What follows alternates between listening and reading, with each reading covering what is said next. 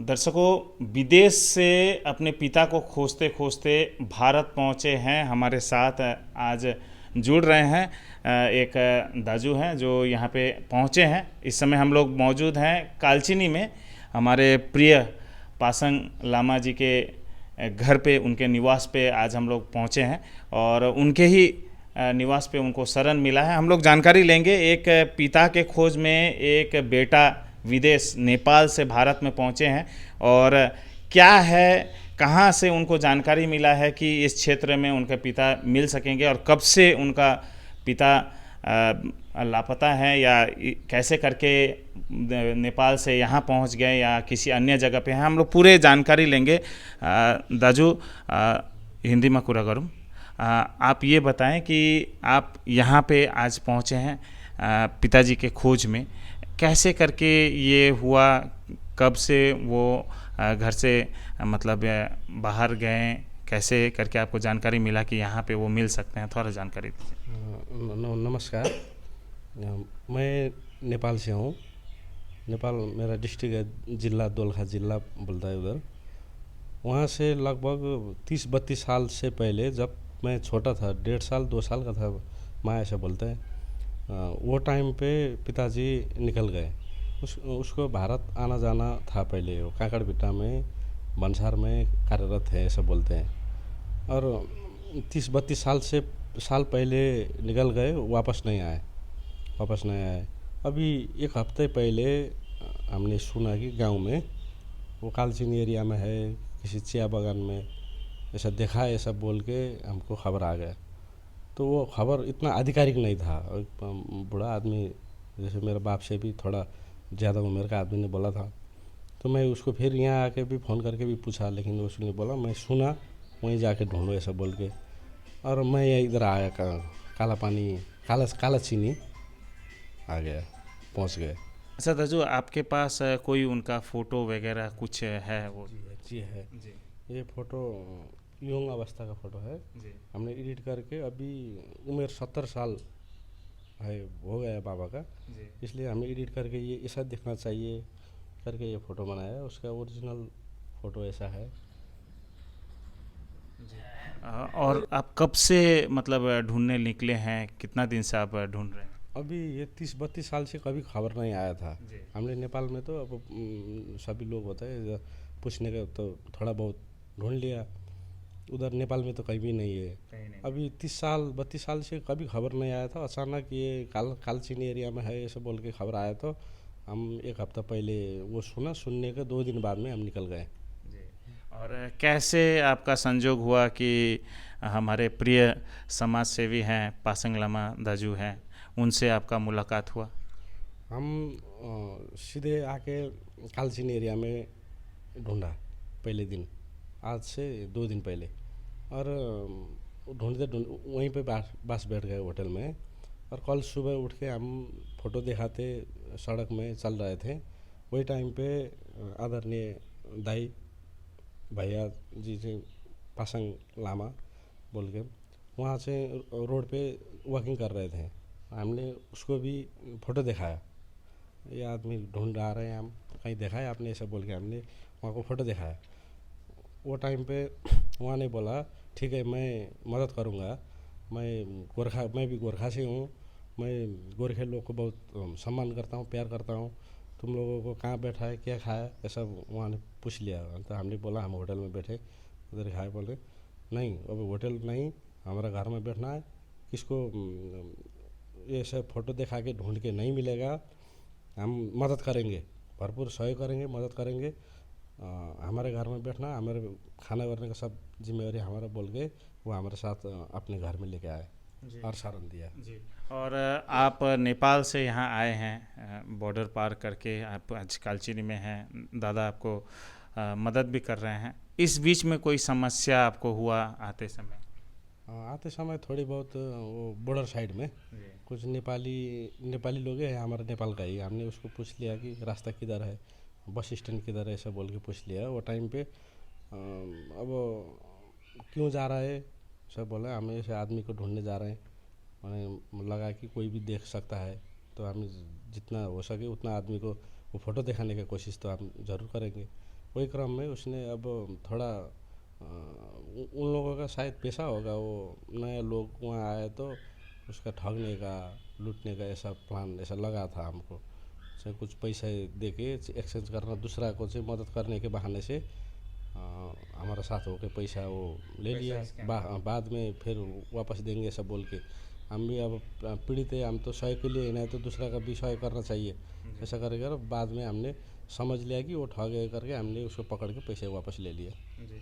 और दर्शकों, ये दृश्य आपको दिखाना चाहेंगे। एक सज्जन हैं, अपने पिता को ढूंढते ढूंढते नेपाल से भारत आए हैं।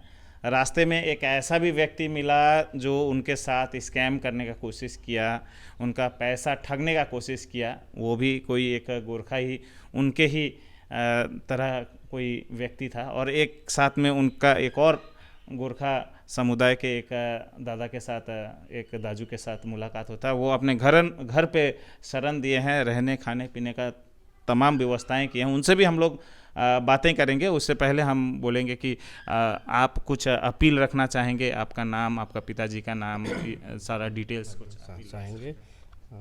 ये मेरा पिताजी है, नाम है गणेश बहादुर बुढ़ाथोकी। उसको कहीं भी देखा तो आप लोग ने, वो किसी भी वेश में रह सकते हैं। हमको यकीन नहीं है कि वो यहाँ है ऐसा नहीं है। वो साधु बन के भी रहे हो सकते हैं, कहीं घर गृहस्थी करके भी बैठ सकते हैं, और किसी भी हाल में भी रह सकते हैं। कृपया कोई भी इस चेहरे को देखे तो, हम तो नेपाल से है, हमारा आदरणीय भैया दाई को पासाङ लामा दाईसँग चाहिँ दाई के तो सभी लोग पहचानते हैं।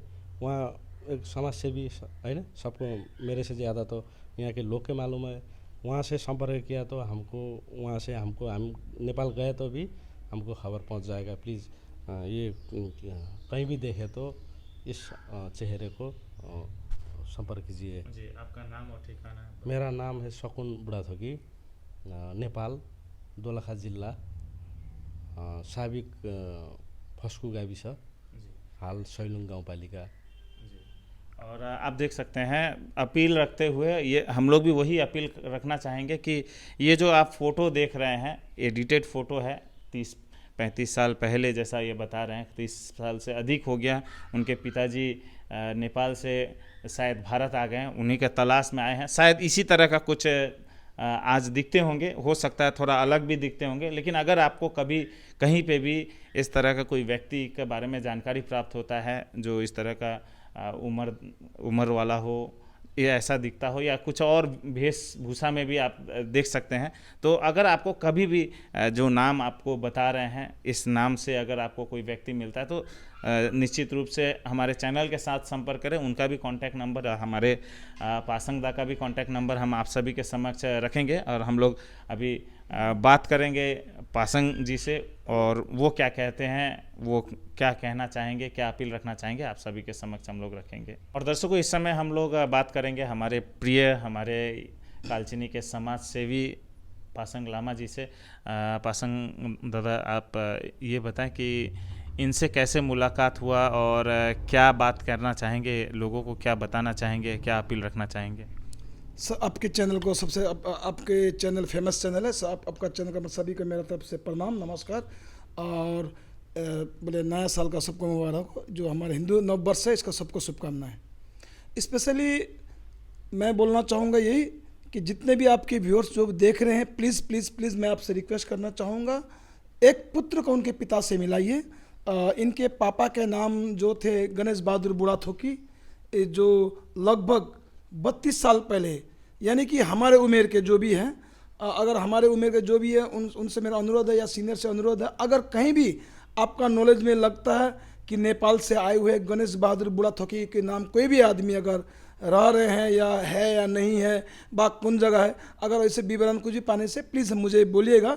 जिसका फलस्वरूप हम लोग बोले हैं, इनका तरफ से बेटे का प्रेम पापा का तरफ देखते हुए, इन लोगों बेटा और पिता का जो माया को देखते हुए, बेटा स्पेशल मैं कहूँगा कलयुग का श्रवण कुमार मिस्टर शकुन भाई शकुन बुढ़ाथोकी आए हैं, जो उन्होंने बोला तो उनका मर्म को सुन के मुझे लग रहा सच में कि अगर भगवान है, अल्लाह है, अगर गॉड है, अगर रब है, अगर बोले अगर 33 कोटि देवी देवता है तो मैं भगवान सबसे दुआ करूंगा कि इनके पुत्र और पापा के मिलन हो, चाहे कोई भी कंडीशन में हो। तो मैं ये कहूँगा कि अगर हमारे गणेश बहादुर बुढ़ा थोकी अगर ये देख रहे होंगे तो अच्छी बात है, नहीं तो उनके अगर कोई भी अपना जन करीब परिवारजन देख रहा तो भी अच्छी बात है। प्लीज़ संपर्क कीजिएगा।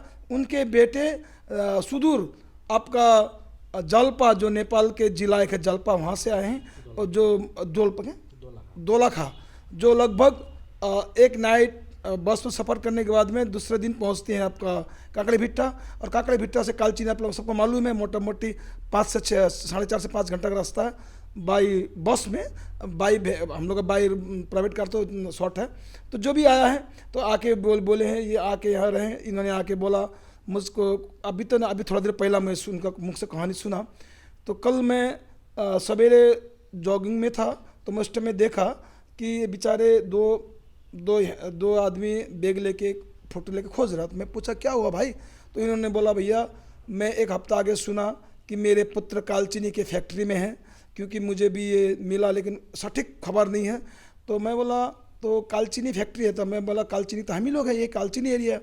तो बोला भैया मैं कल आया था, कल आके मैं यहाँ पे होटल में, अभी देखिए विदेश से जो आता आपको, जिसका कोई नहीं यहाँ पे, वो विदेश इतना दूर से, मैं तो यही उसको जज्बात को सलाम करूँगा कि उन्होंने अपना पुत्र बेटा पापा को खोजने के लिए वहाँ से निकला है, वो भी मैंने दम खम लेके चले। तो आने के बाद में उन्होंने बोला, आने के बाद में बोला सीमा भुजेल मिली थी, बोला जो पुलिस है, बोला उन्होंने बहुत मदद किया, उन्होंने एक गाड़ी करा के हमें पूरा खोजवा दिया, बोला गाड़ी लेके पूरा कालचिनी घुमा। तो मैं बोला देखिए कालचिनी अगर गाड़ी लेके घूमोगे सब जगह जाओगे, आप पैसा से नहीं कर, क्योंकि यहाँ पे स्टेप बाय स्टेप खर्च होता है।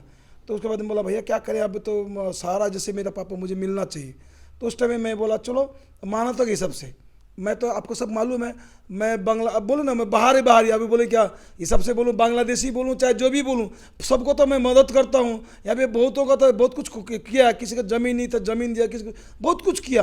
तो मैं जब एजे देखा, मैं भी गोरखा हूँ, ये भी गोरखे हैं, तो जो से भी गोरखे होने के नाते मैंने इन्हें बोला कि आपको फुल हेल्प मैं करूंगा।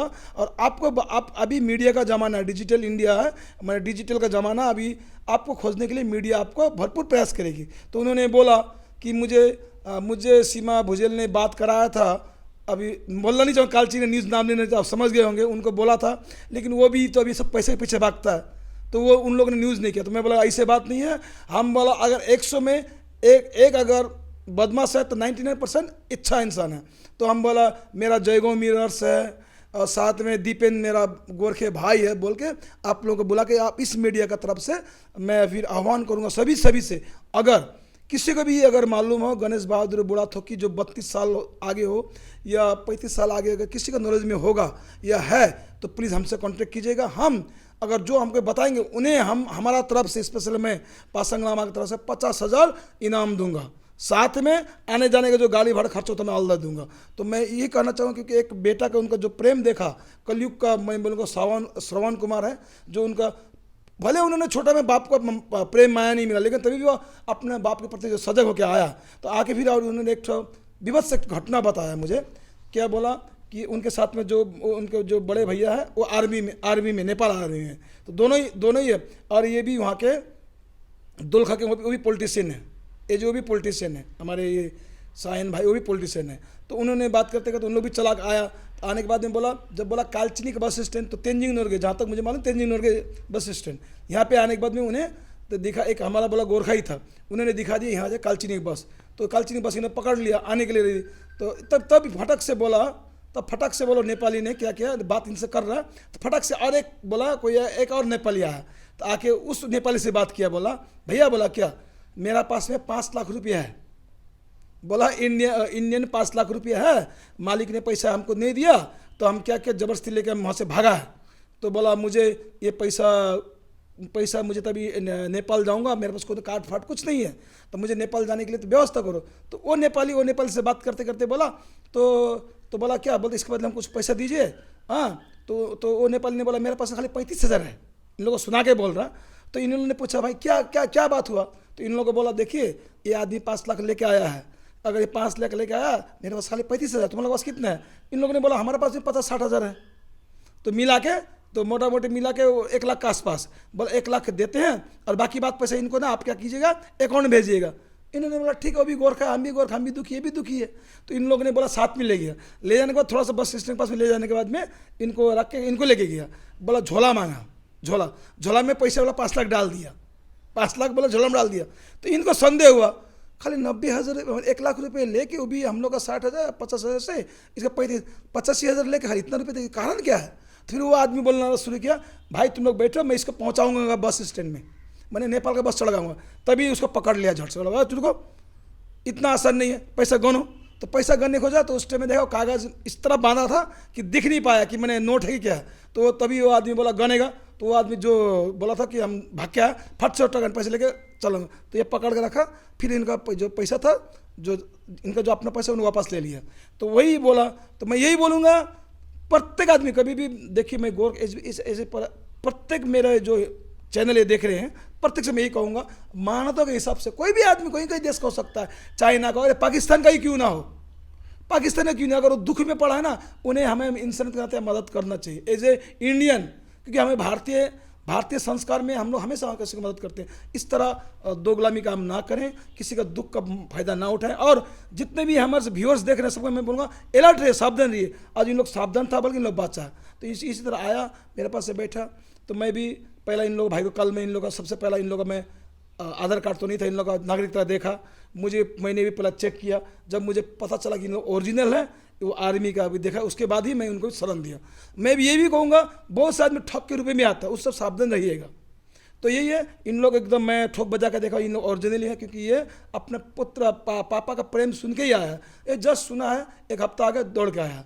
तो मैं यही कहूँगा, सभी से मेरा आह्वान है, अगर किसी को भी थोड़ा सा भी गणेश बहादुर बुड़थकी के नाम कोई भी मिलता है, इस तरह चेहरा का कोई विवरण मिलता है, प्लीज़ हमसे कांटेक्ट कीजिए। प्लीज़ प्लीज़ प्लीज़, हम लोग मर के हम लोग को क्या होगा मालूम नहीं, लेकिन हम लोग ये जिंदा रहते रहते एक अच्छा कलम के सबको मेरा अनुरोध है। जितने भी पार्टी कार्यकर्ता, चाहे बीजेपी हो, चाहे टीएमसी हो, चाहे कांग्रेस, जितने भी पार्टी कार्यकर्ता, सभी से मेरा अनुरोध है, प्लीज़ 1 मिनट के लिए भी हो इस वीडियो को शेयर करके इसको किसी को बोल के प्लीज़ इसका पापा खोजने में सहयोग कीजिए। ये है शकुन बुड़ाथोकी, प्लीज़ इनका मदद कीजिए। एक पुत्र को उनका पापा से मिलाइए, सबसे मेरा विनम्र अनुरोध है जी। धन्यवाद। और दर्शकों, जाते जाते एक बार फिर आप सभी के समक्ष अपील रखना चाहेंगे, आइए एक बेटे को अपने पिता से मिलाने के लिए एक छोटा सा पहल करते हैं। इस वीडियो को ज़्यादा से ज़्यादा शेयर कीजिए, ताकि ये मैसेज ज़्यादा से ज़्यादा लोगों तक पहुँचे। और नेपाल से आए हैं, भारत पहुँचे हैं, सज्जन व्यक्ति हैं, गोरखा हैं। एक गोरखा उनके साथ विश्वासघात भी करने का कोशिश किया सिलीगुड़ी के क्षेत्र में, जब वो वहाँ से आ रहे थे। और एक गोरखा हमारे यहाँ के दाजू भी है जो उनको मदद कर रहे हैं, और साथ साथ में पुरस्कार भी अनाउंस किए हैं। और साथ साथ में हमारे यहाँ के एक मैडम है, ट्रैफिक में काम करती हैं, सीमा भुजेल जी, शायद आप लोग वीडियो भी उनका देखा होगा, उनके बारे में जानते होंगे, उन्होंने भी मदद किया है। तो इसी तरह से एक भारतीय होने का फ़र्ज जिस तरह से इन्होंने निभाया है और सीमा भुजेल जी ने निभाया, इसी तरह से आप भी भारतीय होने का फ़र्ज निभाएं। और हम लोग चलिए मिलकर कोशिश करते हैं कि इनके पिता को बेटे के साथ मिलाने का लिए प्रयास करें। नगद राशि भी उन्होंने अनाउंस किया है पासंग जी ने कि 50,000 उस व्यक्ति को दिया जाएगा जो इनके पिता को मिलाएगा, बेटे के साथ मिलाएगा। तो आशा करते हैं कि आपका प्रयास से, हम लोग का प्रयास से एक बार फिर बेटा और पिता एक साथ मिल पाएंगे और एक बार फिर वापस नेपाल जाएंगे तो खुशी खुशी जाएंगे। यही आशा के साथ इस समय विदा लेना चाहेंगे, फिर किसी और क्षेत्र से जुड़ेंगे। इसी तरह से हमारे चैनल के साथ जुड़ते रहिएगा। जय हिंद।